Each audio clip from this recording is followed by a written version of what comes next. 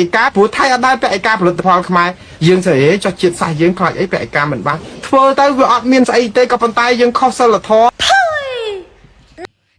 ឆ្កែយីឆ្កែសៀមនេះវើយវាទៅជាថៃអត់ដែរពាក់ឯកាទំនិញខ្មែរអញសួរឲ្យតិចមើលតើអ្នកណាជាអ្នកបិទព្រំដែនមុនគឺថៃដែរអ្នកបិទព្រំដែនមុនឯងនៅអាមេរិកឯងអត់ដឹងខ្យល់អីទេហ៎កាលពីមហិកមុនដែរសង្គ្រាមកម្ពុជាមិនទាន់បានផ្ទុះ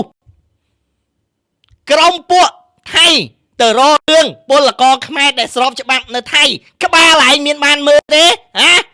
ឬក្បាលឯងមួយថ្ងៃអាមួងណារ៉េតឯងចេះតែនិយាយពីអ្វីក៏ដោយទាញ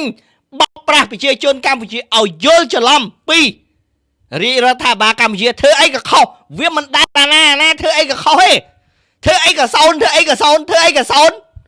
អីអាចជ្រុលនិយមឆ្កែសៀមនេះវើយវាយ៉ាងម៉េចឯងហ៎ហើយរឿងមួយទៀតកាលហ្នឹងខ្ញុំលើកអំពីរឿងអាកាសចរស៊ីវិលបន្តិចកាលហ្នឹងខ្ញុំសួរព័ត៌មានពួកម៉ាក់ខ្ញុំដែលរស់នៅស្រុកថៃណាជាជនជាតិខ្មែរគាត់ថាក្រុមហ៊ុនមួយរបស់អាកាសចរស៊ីវិលដួលមិនមែនថៃបិទ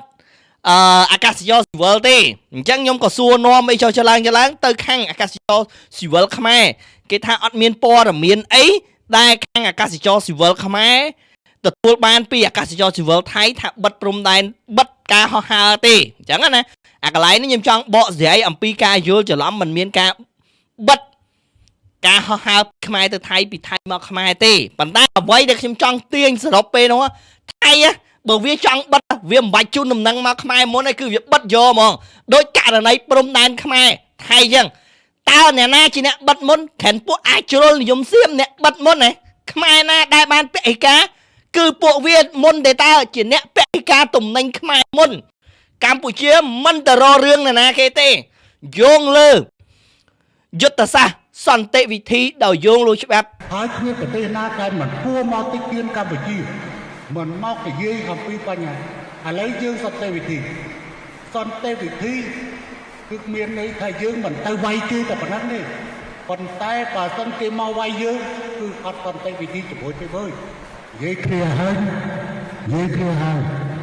កម្ពុជាមិនទៅឈ្លានពានណាគេទេតែបើគេមកឈ្លានពានកម្ពុជាគឺកម្ពុជាដាក់ហើយនេះគឺជាយុទ្ធសាស្ត្រសន្តិភាពដោយយោងលើច្បាប់